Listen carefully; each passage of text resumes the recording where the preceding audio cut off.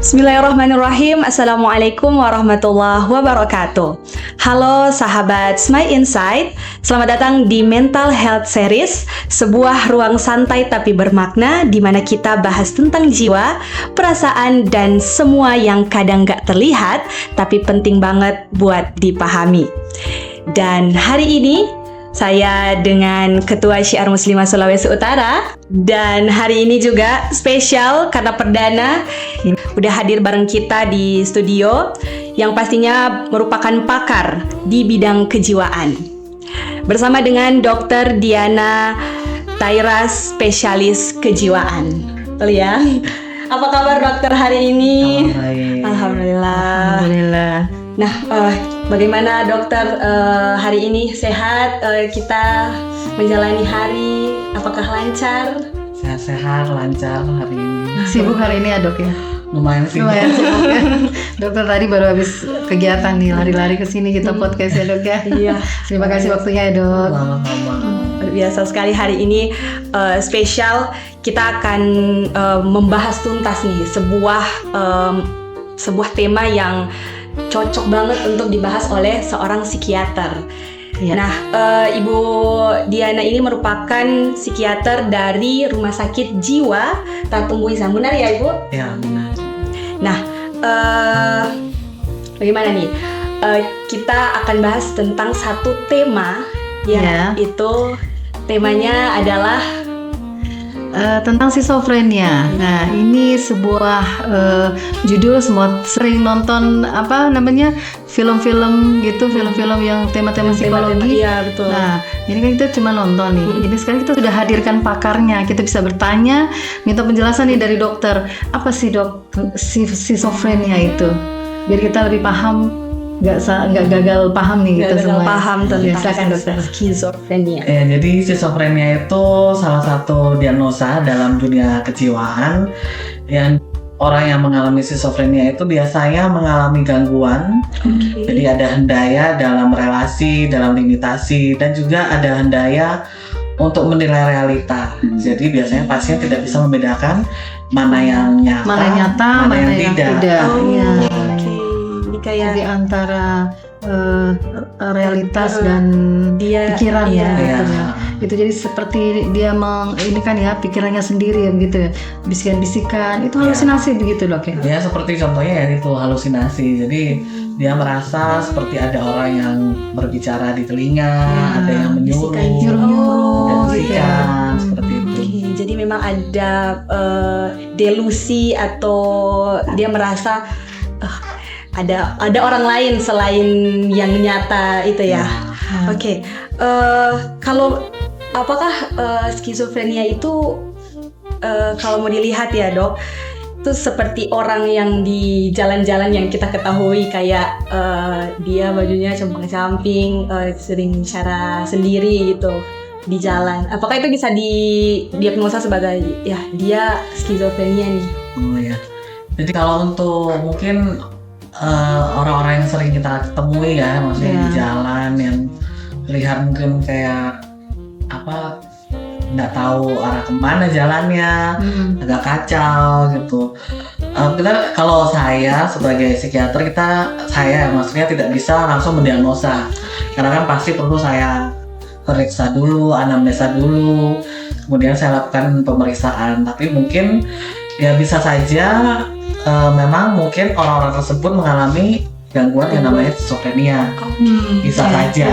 Itu merupakan salah satu kemungkinannya gitu. Itu cuma salah satu ya dok? Iya, salah satu. Yang paling sering tuh kita sebut, saya baru tahu tuh ternyata sekarang tuh yang istilah, kalau dulu kan kita suka bilang ada orang gila. Ya sebenarnya itu istilah gila itu sebenarnya sekarang udah nggak ini lagi dok ya. Sudah dengan gangguan, sudah dengan masing-masing. Iya, sudah ada bahasanya. Ada jenis-jenisnya beda lagi ya dok ya. Jadi mungkin kalau misalkan ya kita kan karena orang gila itu mungkin terlalu terikat dengan stigma ya, dan maksudnya betul. kita terlalu memahamin dengan kata gila gitu ya. Jadi biasanya kalau misalkan memang ada pasien-pasien yang mengalami gangguan, kita bilangnya ODGJ, Nah, orang dengan itu. gangguan jiwa. Ya. Oke. ODGJ sekarang istilahnya. Jadi betul. untuk lebih Ya. supaya kita lebih Lebih manusiawi. lebih manusiawi Betul. kan. Betul. Atau mereka itu kan Langsung. juga sama-sama Iya, manusia, sama iya. seperti kita Iya. gitu. Iya, betul, Dok. Jadi kita menghilangkan stigma gitu ya.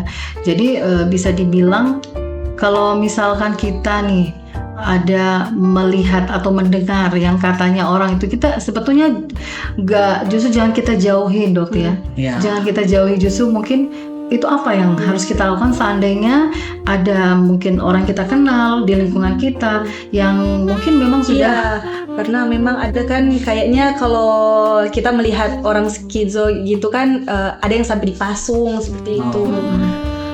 Mungkin kalau misalkan melihat ada tetangga ya, pokoknya intinya kenalan, mungkin pertama kita bisa edukasi dulu ke keluarganya. ya. Maksudnya untuk supaya keluarga juga bisa membawa berobat dulu Iya. gitu. Kalau misalkan di sekitar lingkungan rumah masih belum ada, maksudnya Betul. psikiater atau rumah sakit jiwa, mungkin agak jauh ya, karena kan Iya.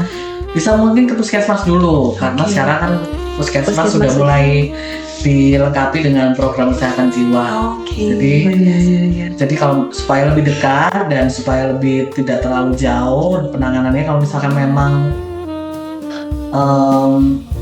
kita lihat kok kayaknya nggak seperti biasanya ya, atau Iya. mungkin perlu untuk pemeriksaan, nah mungkin bisa diedukasi keluarganya untuk dibawa berkonsultasi ke Betul. fasilitas Justru terdekat. jangan kita menjudge ya, jangan kita menjauhi, apalagi kita mengucilkan, dan apalagi seperti tadi sampai dipasung kan seperti itu ya. Oke, sekarang kita balik lagi, Dok, nih yang disebut schizophrenia yang dokter bilang tadi. Itu sebetulnya untuk mengenali tanda-tanda. Iya. Tanda-tanda seseorang itu dia sudah punya kecenderungan dia schizophrenia. Tadi dokter bilang kalau nggak salah itu adalah diagnosa terakhir. Oh iya. Ya, itu sudah menjadi Final. tapi sebelumnya kita melihat tanda-tanda seseorang itu dia cenderung dia mengalami gangguan yang kemudian akhirnya mengarah ke schizophrenia, itu kayak apa saja, Dok? Iya, Ada jadi apa? gejala awal ya, Gejala mungkin ya, awal. gejala awal biasanya yang paling terlihat itu yang paling sering muncul sampai mungkin keluarga melihat kok aneh gitu ya biasanya. Ya pertama biasanya dia agak melantur, biasanya mungkin bisa melantur. Selain ada halusinasi ya kan, mendengar kadang-kadang bicara sendiri, seperti ada orang yang ngajak ngomong gitu, padahal nggak ada siapa-siapa. Gitu. Kemudian bisa aja dia juga ada suatu keyakinan yang dia yakin, misalkan dia yakin kalau dirinya itu raja atau maksudnya tapi tidak benar, tidak sesuai gitu. Oke. Oh, Itu juga bisa. Kemudian atau kalau enggak ada perilaku, mungkin awal-awal pertama kali mungkin kita bisa lihat kalau misalnya sudah ada perubahan perilaku, mulai menarik diri. Biasanya mungkin ya awal-awalnya mau aktivitas biasa, ternyata tiba-tiba kok mulai menarik diri, nggak mau bicara, susah tidur. Iya. Gitu. Nah itu mungkin bisa jadi salah satu alasan untuk dibawa ke fase 1 untuk konsultasi. Nah itu, Dok, apakah seseorang yang kemudian dia mengidap schizophrenia itu ya, Dok, itu apakah dipicu hanya karena dia beban mental, dia stres, atau ada yang lainnya, atau memang genetik secara genetik itu gimana, Dok? Oh, ya.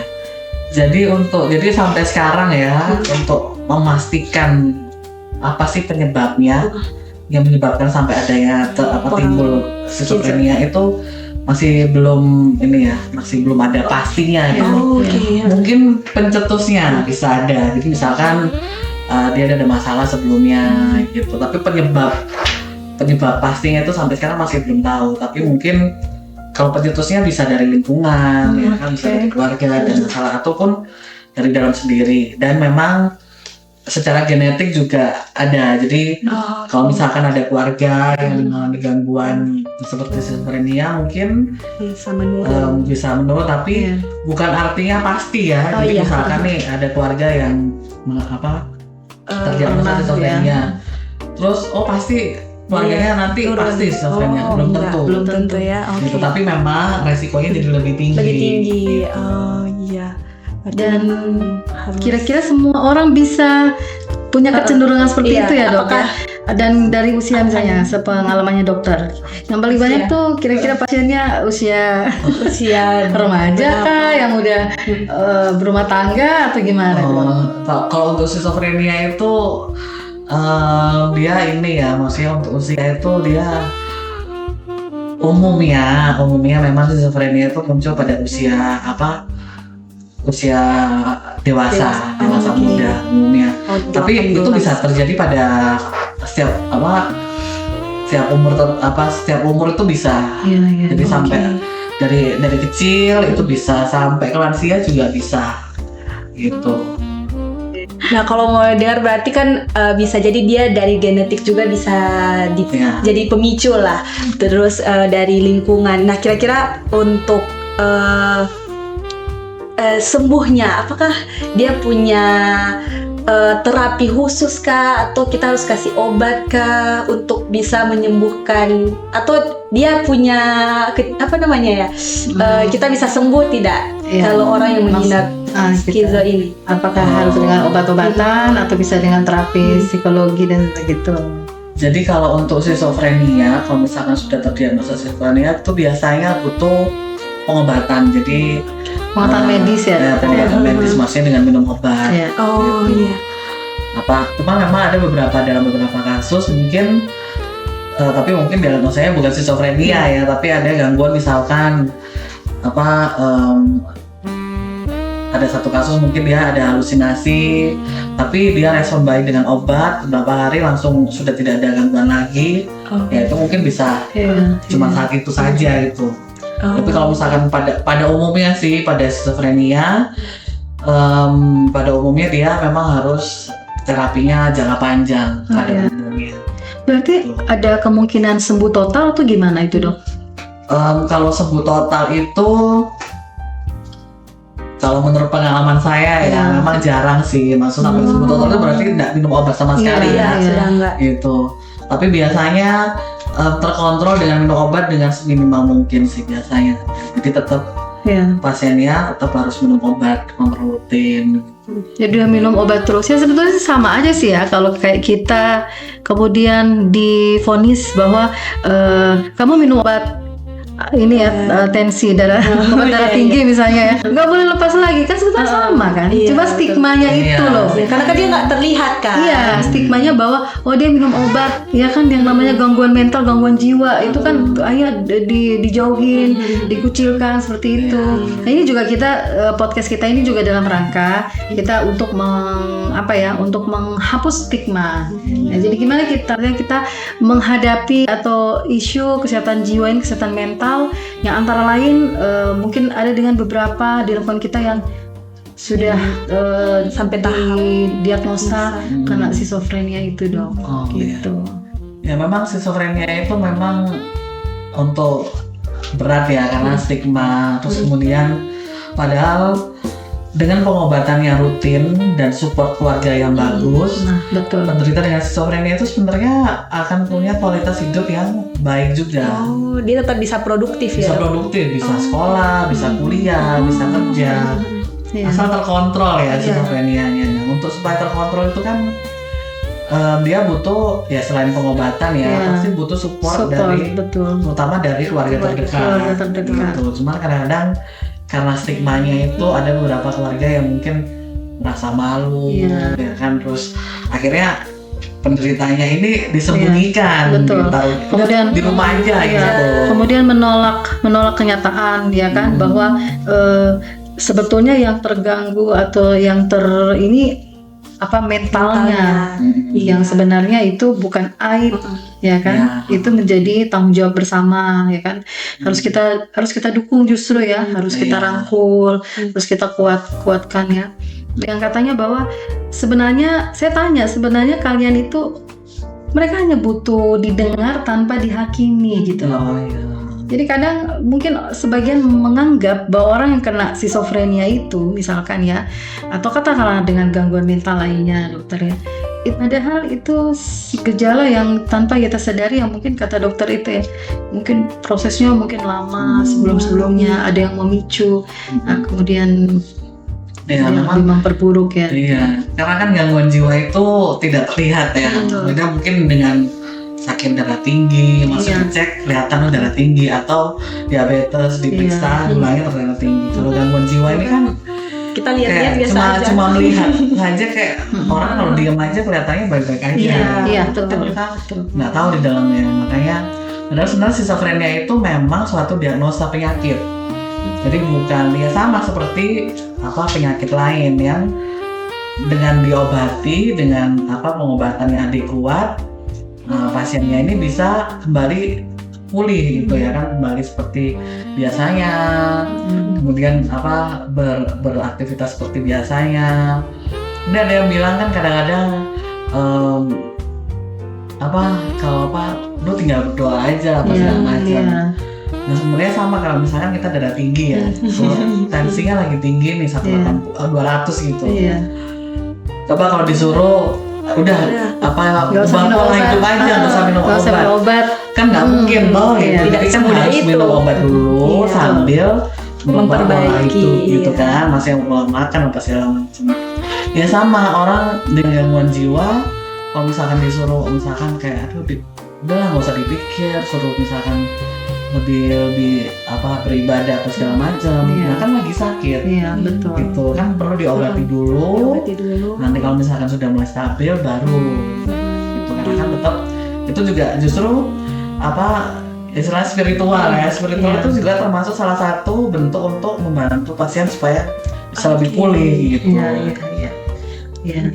Apalagi kalau katanya bisik-bisik itu nanti dibilang bahwa kamu ya sudah kamu kalau kita kayak di kita diruqyah aja ya. Diruqyah aja, Diruqyah aja biar setan mungkin itu. Biar jinnya lari gitu. Iya, Tapi sebetulnya bisa ya, artinya dua-duanya mungkin bisa saling melengkapi, ya kan? Kita tetap ke dokter secara medis ditangani, mungkin juga secara psikis juga ya, dan spiritual gitu ya. Jadi memang kalau dari kami sendiri kita ada istilahnya biopsikososiokultural ya, maksudnya kita menangani tidak hanya dari biologisnya aja tapi secara holistik, dari kulturalnya, dari spiritualnya gitu ya kan. Jadi memang sebaiknya bersama-sama saling supaya pasien jadi lebih baik ya gitu. Kualitas hidup pasien jadi lebih baik, bisa lebih produktif menjalani kehidupannya. Iya, karena kan kalau pada gangguan jiwa, kalau sama seperti pada penyakit lain ya, kalau cuma obat aja, kalau misalkan tekanan darah nih, kalau cuma obat aja, makan udah seenaknya sendiri, udah ada mesin, udah olahraga. Jadi harus di maintenance juga, harus seimbang. Jadi memang harus seimbang untuk pemulihannya. Gitu. Iya. Seberapa parah sih dok kalau schizophrenia itu? Artinya dia bisa sampai tingkatan yang menyakiti atau apalah ya itu. Kadang kan kita suka dengar ya itu ada anak kandung, ada anak yang mau bunuh orang tua kandung karena katanya setelah ditanya ke anaknya dapat bisikan, katanya ada bisikan-bisikan disuruh gitu-gitu, atau banyaklah kasus-kasus lain.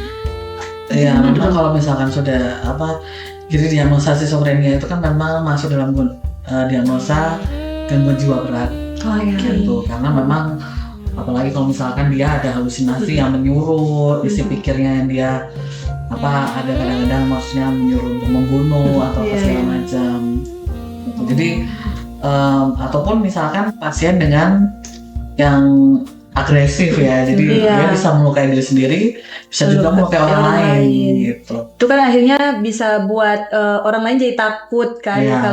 Akhirnya kalau kita tahu misalnya ini mengidap skizo gitu, akhirnya itu bakal muncul stigma tidak, akhirnya dijauhi, dan itu bisa mungkin munculnya stigma karena itu ya, karena gejalanya itu dianggap kan aneh gitu ya, maksudnya dianggap aneh, kan bisa berbahaya kan gitu ya. Kemudian dianggap lagi orang dengan maksudnya orang dengan gangguan jiwa itu apalagi kalau misalkan dia lagi marah atau tuh bisa sampai melukai orang lain atau menyerang orang lain gitu. Nah makanya mungkin itu yang membuat orang jadi menjauh atau padahal sebenarnya kalau misalkan di terapi atau ditangani dengan baik ya baik-baik aja sih orangnya nantinya. Berarti tadi dokter bilang itu sudah di tingkatan parah ya. Berarti sebelum ke tingkatan parah masih awal-awal itu apakah mungkin orang yang di sekitarnya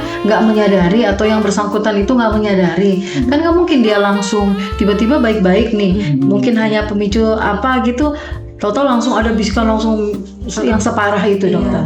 Itu kan dia perlahan-lahan kan tingkatannya seperti itu ya. Biasanya mungkin awalnya gejala prodromal ya, jadi gejala awalnya. Karena gejala awalnya tuh ya seperti tadi saya bilang ada mungkin kayak menarik diri, jadi lebih pendiam. Karena pada orang biasa pikir ini kelihatannya tidak seperti biasanya, tapi karena tidak mengganggu, jadi dianggap ya udahlah paling cuma lagi pikiran sesuatu, lagi banyak pikiran apa segala macam. Akhirnya dibiarkan. Menyendiri, sering menyendiri, menarik diri, nggak bisa tidur. Terus kadang-kadang sering diam, bengong gitu ya kan. Nah, padahal sebenarnya itu sudah mulai proses. Nah, biasanya keluarga baru sadar begitu tahu-tahu marah-marah atau ngantur ataupun bicara sendiri. Jadi aware-nya kita gitu kan ya terhadap lingkungan kita itu juga penting. Ya kan? Ketika kita melihat apakah anggota keluarga, apakah rekan, sahabat kita ya dan teman kita bisa kita membantu untuk mencegah tingkatan-tingkatan gangguan mental itu tidak sampai ke tingkatan yang lebih berat lagi. Seperti itu. Nah, kalau mau melihat ini di kayak perfilman itu juga kan banyak mengangkat kisah-kisah tentang skizofrenia itu. Kalau mau dilihat apakah penggambaran itu sudah sangat tepat atau memang kalau di itu kan ada hiperbola ya, kayak Beautiful Mind. Anda senang nonton? Iya, soalnya banyak film-film yang banyak film-film yang memang mengangkat tentang kayak villainnya, kenapa villain bisa jadi villain gitu karena dia mengidap skizo misalnya. Gitu. Ya namanya juga film ya tuh. Mungkin ada, kan saya nggak terlalu memperhatikan. Dokter nggak nonton.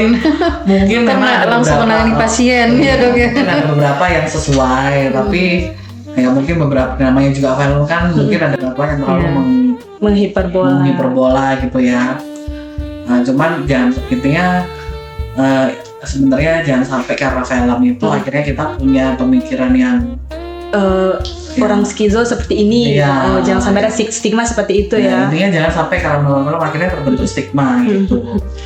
Intinya skizofrenia itu dia gejalanya macam-macam, yaitu 10 gejala yang pastinya kalau misalkan di terapi juga pasti pasiennya sudah bisa pulih gitu.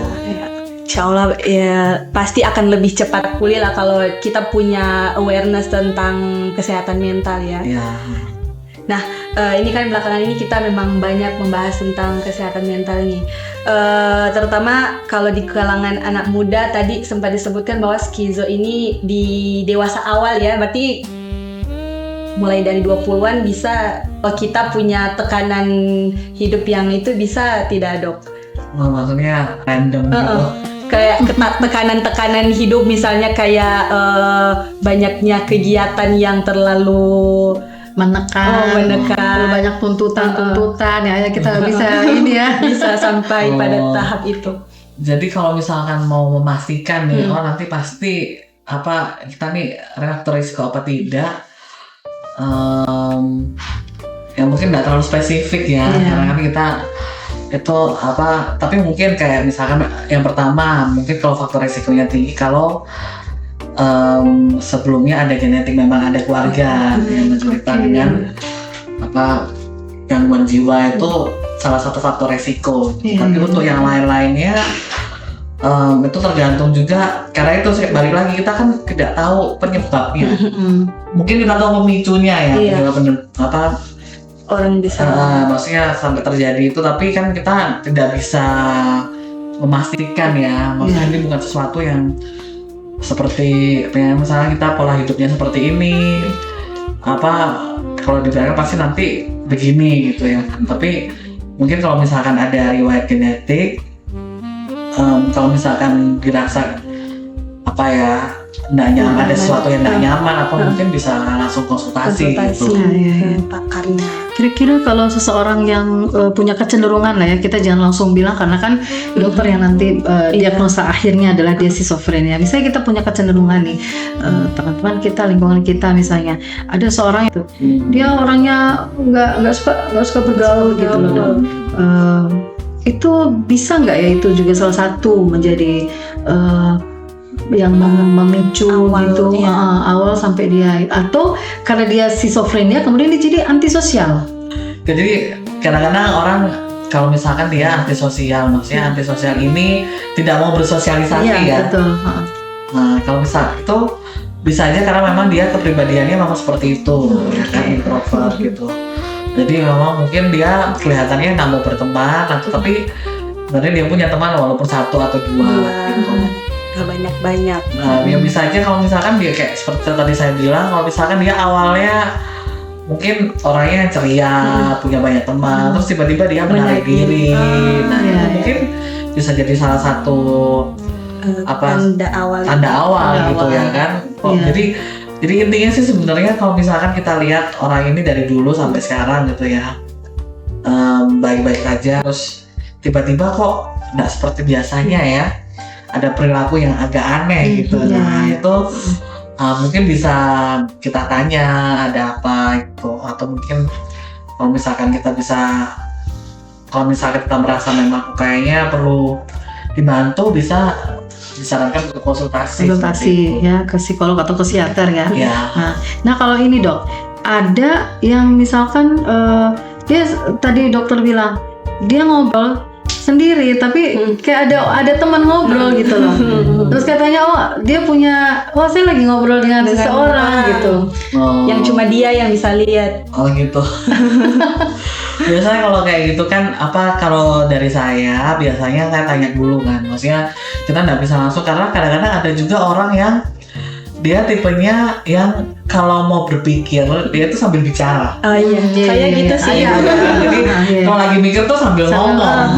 Nah itu kan, maksudnya itu kan bukan, itu hanya kebiasaan aja. Itu hanya caranya karakternya dia untuk berpikir. Jadi kalau misalkan mau tahu pasti apakah orang ini mungkin schizophrenia atau tidak, ya balik lagi harus pemeriksaan dulu, gitu. Pemeriksaan secara medis ya. Sekarang kan udah ada ini dok ya, scan. Oh iya. Scan kesehatan mental gitu. Kita bisa screening gitu. Screening kesehatan mental. Kemarin kan sempat screening kesehatan mental juga di. Mungkin cuma gambaran-gambaran umumnya aja dokter ya. Karena kan kita mesti bagaimanapun kita harus ke ahlinya. Gitu ya. Iya sih, saya kurang tahu ya. Maksudnya screening tuh kayak gimana tuh? Kemarin kita sempat jadi kita bisa tahu bagaimana kondisi kesehatan mental kita dengan menjawab beberapa pertanyaan yang kita lewat scan barcode gitu, terus kita jawab pertanyaan itu sudah kayak kita mengisi ini. Ya, jadi masih ada. Ya itu mungkin screening untuk kesehatan jiwa ya gitu. Tapi itu bisa untuk menilai kira-kira ada indikasi atau tidak ya, maksudnya ada gejala atau tidak gitu, maksudnya perlukah konsultasi atau tidak gitu mungkin betul. Tapi karena kalau untuk menegakkan diagnosa ya, kalau saya dokter ya itu harus anamnesa dulu, harus pemeriksaan dulu seperti itu. Nah, saya dulu ya Abla. Kita harus tanya dan biar sampaikan nih ke siapapun yang nonton. Bagaimana sih dok supaya kita bisa, kan kita tuh kalau disuruh nih misalnya makan yang sehat, tidur yang cukup, olahraga biar kita sehat, menjaga kesehatan fisik kita. Nah kalau dari dokter sendiri gimana sih dok supaya, atau kiat-kiat atau apa yang harus kita lakukan supaya kita bisa tetap menjaga kesehatan mental atau kesehatan jiwa kita? Kayak coping mekanismenya. Sebenarnya kalau untuk menjaga kesehatan jiwa ini menurut saya kita yang pasti kita harus ini kalau bisa tetap produktif gitu ya. Kemudian kalau misalkan kita harus balance, misalkan juga tahu waktu kapan bekerja, tahu juga kapan waktu untuk istirahat gitu, supaya kita kadang-kadang ada orang yang harus gitu. Hanya diisi terus, yang full kita ya, memori sama mental kita udah full, nggak ada istirahat lagi. Jadi harus ya kita harus membagi waktu lah dengan baik gitu. Kemudian pola hidupnya juga dijaga, maksudnya jangan terlalu begadang, makan minumnya dijaga, kesana sih olahraga gitu ya kan. Tetap ya dok ya, Betul. olahraga juga pengaruh terhadap kesehatan jiwa. Olahraga itu membantu supaya kita Produksi ada hormon pokoknya ya, supaya kita juga tetap stabil gitu. Jadi sebenarnya simpel aja sih, maksudnya kita harus work-life balance gitu ya. Kemudian pola hidupnya dijaga, tidurnya.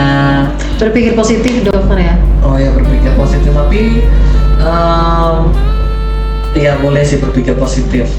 Cuma jangan sampai toxic positivity ya. Betul.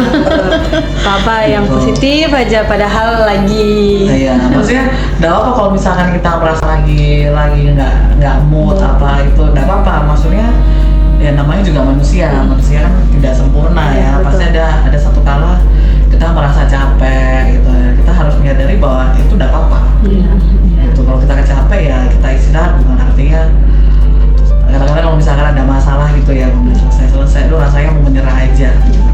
Nggak apa-apa, kita istirahat dulu ya. Me time dokter ya. Me time dulu supaya setelah itu mulai agak refresh lagi, baru kita pikirkan lagi untuk menyelesaikan. Nah kalau boleh tahu nih dok, kebanyakan yang ditangani oleh dokter itu kebanyakan gangguan jiwa seperti apa yang paling banyak oleh Macem ya. Wah, luar biasa. Macem-macem ya. Biasanya pasti gangguan psikotik seperti skizofrenia itu yang paling sering. Tapi akhir-akhir ini kayaknya udah mulai cemas, depresi itu juga sudah mulai banyak ya. Gitu, gangguan panik gitu. Untuk neurotiknya itu udah mulai. Kemudian kadang-kadang juga ada bipolar, seperti itu. Jadi lumayan beragam ya untuk penanganannya. Lumayan Dan kalau untuk progresnya gitu dong, mana yang paling naik di antara skizofrenia, bipolar, kecemasan dan sebagainya dokter? Kalau dari pengalaman dokter? Kalau kayaknya hampir sama ya semua. Naik ya dok ya? Berarti semakin banyak yang Kalau mulai kecenderungan gangguan kalau mental gitu ya? akhir-akhir ini mungkin lebih ke arah cemas dan depresi kayak ini. Kalau menurut saya pengalaman beberapa bulan terakhir ini kebanyakan pasien-pasien baru itu datang dengan kecemasan dan depresi. Itu entah mungkin karena dunia ini sedang tidak baik-baik saja. Iya. Dan paling banyak perempuan ya dokter ya? Kita harus tahu nih. Iya betul, itu hampir lupa itu. Iya, perempuan dan laki-laki mana yang lebih cenderung? Kalau di saya imbang ya. Imbang ya. Laki-laki dan perempuan. Jadi imbang ya dok ya. Progresnya juga naik ya. Iya, karena mungkin akhir-akhir ini walaupun mungkin stigma masih ada ya, tapi orang sudah mulai terbuka dengan gangguan jiwa dan lebih aware gitu kalau dia butuh bantuan profesional. Betul. Iya, sekarang sudah lumayan terbuka ya, kayak orang-orang sudah mulai mencari pertolongan. Iya. Itu kira-kira kenapa dok? Orang-orang sekarang akhirnya kayak berani untuk speak up untuk kita harus cari pertolongan nih. Ya mungkin karena akhir-akhir ini memang pembahasan tentang kesehatan jiwa ini seperti ini media kan ya. juga ya. Media udah mulai maksudnya karena kan dulu dianggap ke dokter jiwa itu hanya mungkin pasien-pasien dengan skizofrenia ya kan. Maksudnya yang udah berat apa segala macam. Jadi dianggap apalagi kalau misalkan datang ke psikiater dengan cemas. Nah, biasanya gitu aja kok cemas sih. Udah lah nggak usah dipikir gitu ya kan. Nah, biasanya kayak gitu. Padahal sebenarnya ada beberapa orang tuh kalau lagi cemas ya memang itu sangat mengganggu gitu, sampai nggak bisa beraktivitas, nggak bisa tidur mungkin. Ya, dan itu kan memang sudah gangguan dan perlu untuk ditangani. Iya. Gitu. Jadi sebetulnya dengan kita lebih terbuka ya membicarakan tentang kesehatan jiwa ini, Dok ya, itu sebetulnya sangat membantu ya Iya. untuk mencegah, menekan ya, Dok ya, dan untuk menolong Dan untuk memberikan informasi iya, yang dan menolong jiwa-jiwa yang mungkin sedang berjuang ya, Dok ya, Iya. dengan perjuangan mereka dengan gangguan mental. Ya, seperti itu ya, Dok. Dan Nah. kira-kira kalau menurut dokter nih, saya baca data ya, tadi saya baca data bahwa di Indonesia itu di seluruh dunia katanya, Dok, saya nggak tahu ini salah atau enggak, di seluruh dunia tuh Indonesia paling tinggi loh untuk bagian data schizophrenia-nya. Oh Itu gitu. kalau menurut dokter gimana itu? Kaget juga tadi bacanya. Oh iya. Atau ini juga ya, nggak itu juga terjadi di negara-negara seluruh dunia ya, Dok? Yang pasti kesehatan jiwa ini kan memang lagi Isu lagi besar. meningkat ya, Iya. isu yang ini karena kan Iya. kalau untuk sebenarnya schizophrenia itu hanya sebagian kecil dari semua diagnosa gangguan jiwa sebenarnya. Iya. Karena masih Banyak ada lagi, lagi iya. ya, Ada masih lagi lain. gitu. Tapi ya memang kalau saya lihat dari selama saya praktek ya memang kalau di RSJ kebanyakan kan schizophrenia, walaupun akhir-akhir ini sebenarnya sudah mulai banyak juga yang bukan itu gitu. Tapi yang paling parah itu ya, Dok ya, paling berat itu dan tingkatan Sebenarnya kalau paling gangguan berat jiwa. itu kalau schizophrenia itu salah satu sih. Ada kalau misalkan dia ada gangguan jiwa lainnya yang bisa berat juga gitu. Nah, gitu. Ya, jadi bukan yang schizophrenia yang tingkatan paling berat, tapi karena dia mungkin karena bisik-bisik ya, Dokter ya, karena sulit kita lihat ininya. Ya karena mungkin schizophrenia itu kan kalau orang awam lihat itu kan memang tidak seperti biasanya ya gitu. Jadi dianggap itu ya walaupun memang termasuk gangguan jiwa berat kan pastinya. Gitu. Tapi ada maksudnya bukan artinya gangguan jiwa yang lainnya tidak berat gitu. Gangguan jiwa yang lain juga maksudnya seperti mungkin depresi berat itu kan juga berat. Maksudnya gangguan bipolar itu kan juga termasuk berat gitu ya kan gitu. Jadi tergantung enggak maksudnya schizophrenia dia sebenarnya yang paling berat sekali ya juga sih. Gitu. Semua jenis gangguan kejiwaan itu pada prinsipnya kalau tidak ditangani dengan cepat dan kita mengambil langkah untuk pengobatannya itu bisa cenderung dia menjadi parah ya, Dok ya. Dan bisa mengakibatkan hal-hal yang tadi dikatakan mengerikan. Tapi menurut dokter hari ini apa yang paling ingin dokter sampaikan untuk menghapus stigma seperti itu, Dokter? Kalau menurut saya ya, yang pasti gangguan jiwa itu adalah suatu penyakit ya. Ya, sama seperti penyakit fisik. Sama seperti penyakit fisik yang harus sebenarnya ada pengobatannya, dan dengan diobati itu sebagian besar pasti akan pulih. Iya. Gitu. Dan terus kemudian kalau misalkan ada nih ya yang masih mungkin takut dengan omongan orang apa segala macam, harus sadar bahwa kesehatan jiwa itu kan untuk kita ya, untuk diri sendiri. Untuk diri kita sendiri. Gitu. Jadi walaupun mungkin omongan orang itu mempengaruhi, tapi kalau misalkan ternyata ada sesuatu yang harus diobati atau ditangani, terus kita biarkan hanya karena omongan orang, kan akhirnya yang kena kita sendiri. Gitu. Kita nggak cari pertolongan. Jadi kalau misalkan ada nih ya yang misalkan mungkin merasa ragu-ragu, kayaknya ada sesuatu, kayaknya saya harus konsultasi tapi masih takut atau masih ragu-ragu. Jangan ragu ya Mungkin menghubungi tenaga fokus profesionalnya. ke diri sendiri aja. Betul, mencintai diri sendiri. Iya, cintailah dirimu sendiri. Mencintai diri, merawat jiwa, mencintai hidup. Iya. Jadi supaya karena pada akhirnya kan ya merasakan manfaatnya kan diri sendiri. Iya. Jadi jangan kita mengabaikan gejala sekecil apapun, ya Dok ya. Kalau kita sudah mulai merasa ada sesuatu nih yang berubah dari sikap dan perilaku kita, ya gitu ya Dok ya. yang dipicu tentunya.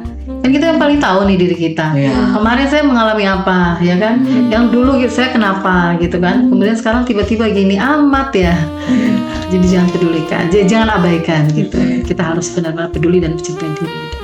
Ya, bagi diri sendiri itu tidak ada kata yang terlalu lebay ya kan? Iya, betul. Karena yang bisa menilai diri kita sendiri. Betul, gitu. betul. Ya, berarti untuk kawan-kawan ya, sahabat-sahabat, adik-adik, ibu-ibu, siapapun semuanya sedang berjuang menghadapi apa yang dirasakan dengan mungkin yang terjadi dengan mental dan jiwa kita, fokus ke diri, ya dok ya. Kita fokus ke diri, kita mencintai diri kita, perjuangkan itu semua dan berpikir bahwa kalau yang lain nggak ini, ya minimal kita lebih peduli dan kita kuat. Dan harus mencari tempat atau komunitas atau yang bisa. Lingkungan yang bisa saling menguatkan. Itu penting ya dok ya? Iya, penting.